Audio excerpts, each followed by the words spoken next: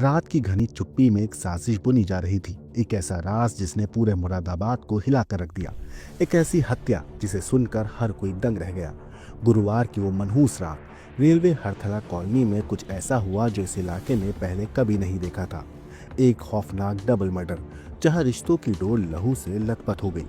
30 साल का साहिल शर्मा, जो कभी अपनी दादी और बुआ की परछाई में पला था, उसी ने दोनों की जान ले ली। एक हथौड़े के क्रूर वार के साथ 90 साल की सरोज शर्मा और 60 साल की वंदना शर्मा की कहानी वहीं खत्म हो गई। लेकिन सवाल ये था, आखिर क्यों? कैसे एक भतीजे ने अपने ही खून को इस बेरहमी से मिटा दिया? सुबह के उजाले से पहले साहिल खुद थाने पहुंचा और पुलिस को बताया कि उसने 2 कत्ल किए हैं। इस मामले पर एसएसपी सतपाल अंतिल ने जब इस खौफनाक सच को सुना तो पुलिस तुरंत घटनास्थल पर दौड़ पड़ी। जो वहां देखा वो किसी भी सामान्य इंसान को झंझोर देने के लिए काफी था। लाशें खून से सनी पड़ी थी। सामने पड़ा था वही हथौड़ा जिसने इन हत्याओं की गवाही दी। साहिल के चेहरे पर कोई पछतावा नहीं था, जैसे 2 हत्या करने के बाद उसे कोई भी फर्क ना पड़ा हो। परिवार में बस 3 ही लोग थे। साहिल के माँ बाप पहले ही दुनिया से जा चुके थे और अब सिर्फ साहिल बचा था। लेकिन क्या उसे इस कदर हिंसा का रास्ता लेकिन क्यों उसने इस खतरनाक खून का रास्ता चुना? क्या ये सिर्फ प्रॉपर्टी विवाद था? इसके पीछे कोई और गहरी वजह भी थी? इलाके में खौफ का साया मंडरा रहा था। लोगों की जुबान पर बस एक ही सवाल था, क्या एक लालच, एक गुस्सा रिश्तों के बंधनों को यूं ही तोड़ सकता है?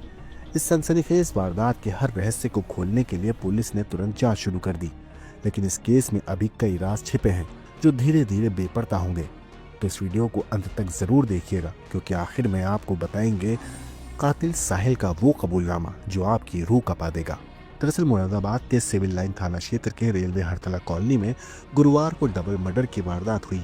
30 साल का साहिल अपनी 90 साल की दादी सरोज और 60 साल की बुआ वंदना की हथौड़े से सिर कुचलकर हत्या कर देता है।